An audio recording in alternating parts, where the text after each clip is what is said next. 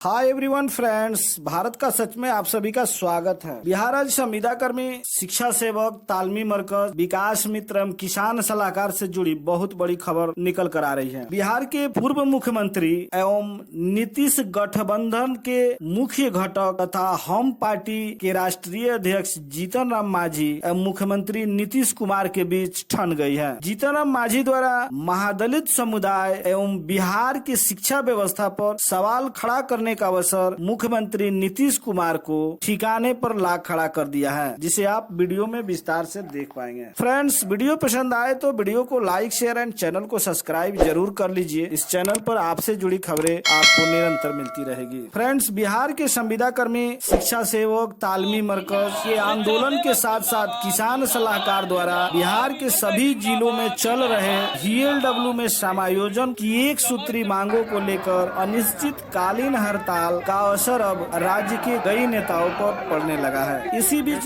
दलित एवं महादलित के एकमात्र नेता माने जाने वाले पूर्व मुख्यमंत्री जीतन राम मांझी का भी सरकार के विरोध में बोलना नीतीश के लिए खतरे की घंटी से कम नहीं है। उन्होंने दलित समाज की शिक्षा स्तर को देखते हुए बिहार की शिक्षा व्यवस्था पर सवाल खड़े कर दिए हैं, जिसका सीधा निशाना बिहार के संविदा पर कार्यरत शिक्षा सेवक, तालमी मरकज, विकास मित्र के हित में है। वहीं दूसरी ओर मुख्यमंत्री नीतीश कुमार की पूरे देश की विपक्षी एकता एवं देश के लगभग सभी बीजेपी रहित मुख्यमंत्रियों एवं पार्टी की बैठक 23 जून को पटना में निर्धारित है, जिसमें नीतीश सरकार की गठबंधन में ही शामिल जीतन राम मांझी को बैठक में शामिल होने का निमंत्रण प्राप्त नहीं है। इस तरह जीतन राम मांझी एवं नीतीश के बीच अंदर ही अंदर बयानों का तीर जारी है। जानकारों एवं सूत्रों से प्राप्त जानकारी के अनुसार जीतन राम मांझी बिहार के संविदा कर्मियों की मानदेय 25,000 रूपए निर्धारित करने में जुटे हैं तथा बिहार के संविदा कर्मी के हितैषी की भूमिका निभाने में लगे हैं। और यह स्वाभाविक है, जहां नीतीश सरकार पूरे देश की विपक्षी एकता को एकजुट करने में लगे हैं, वहीं अपने ही गठबंधन के पार्टियों का नीतीश के विरोधी हो जाना बहुत ही नुकसानदायक सिद्ध हो सकता है। और नीतीश ऐसी गलती को हर हाल में नहीं होने देना चाहेंगे, जिसका सीधा फायदा बिहार के संविदा कर्मियों को होने वाला है।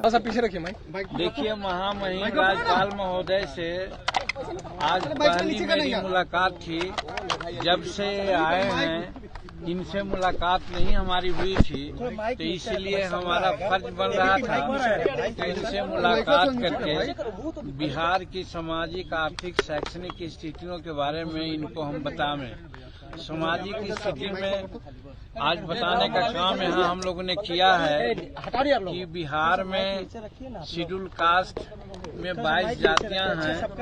22 जाति में 4-5 जाति जो हैं जिनको D4 कहा जाता है, कंपैरेटिवली वो आगे हैं, लेकिन बाकी वैसी जातियां हैं यहाँ जिनका साक्षरता दर 15% से कम है और वो आर्थिक, सामाजिक, राजनीतिक और शैक्षणिक सभी दृष्टिकोण से ये कमजोर हैं। उसमें भी खास करके मुसहर भुइयां समाज के लोग हैं, सबसे नीचे पायदान पर हैं। उनको काम करने की जरूरत है, उनको विकास करने की जरूरत है। फिर शिक्षा पद्धति पर भी बात हुई कि शैक्षणिक स्थिति यहाँ का ये है कि सरकारी विद्यालय में पैसे तो लग रहे हैं और काफी बजट भी है, लेकिन जो शिक्षा का स्टैंडर्ड है सरकारी विद्यालयों में वो उचित नहीं है, इसलिए कि यहाँ प्राइवेट विद्यालय में सब अपने बच्चों को पढ़ाना चाहते हैं।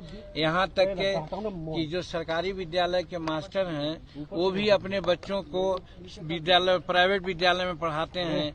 इसी से जोड़ा जा सकता है कि सरकारी विद्यालय की क्या स्थिति है।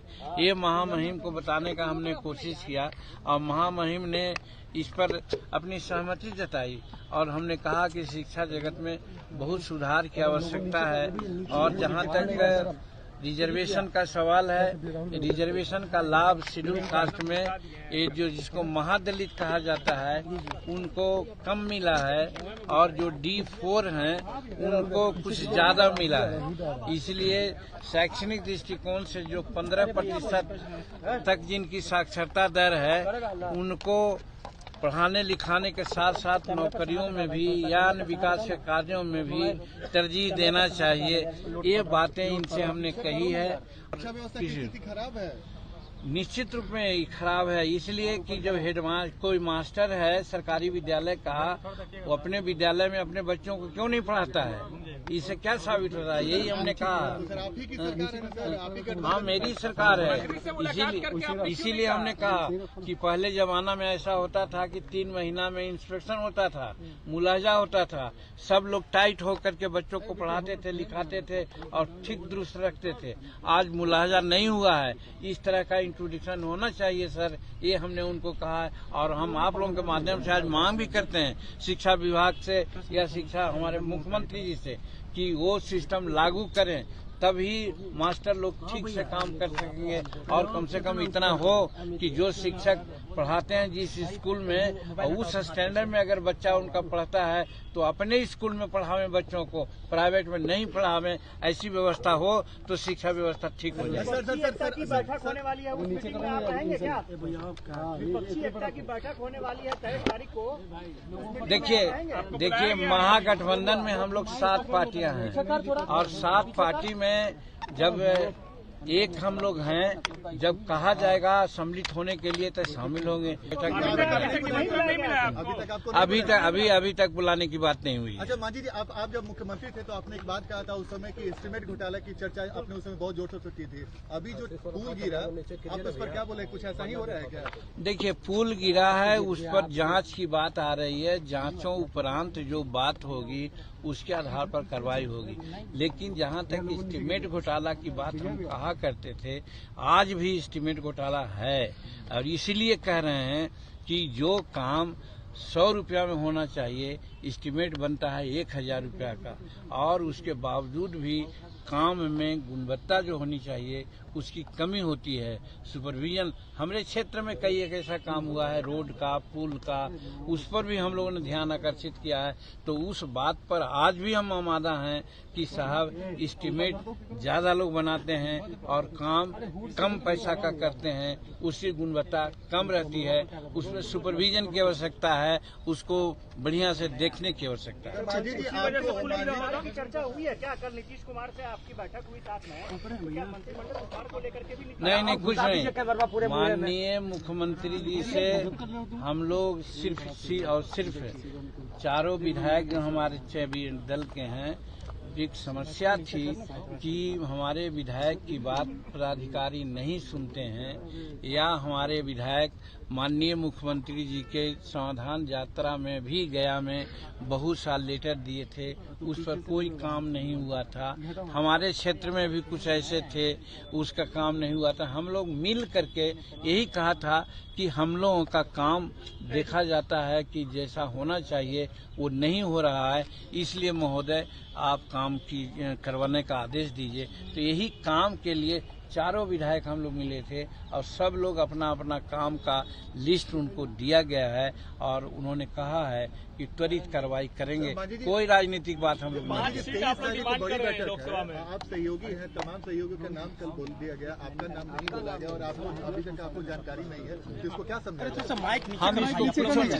हम इसको कुछ नहीं समझते हैं। हम ये समझते हैं कि विपक्षी एकता मजबूत हो, जैसे भी एकता बन सके, और जहां तक लाना रहना न रहना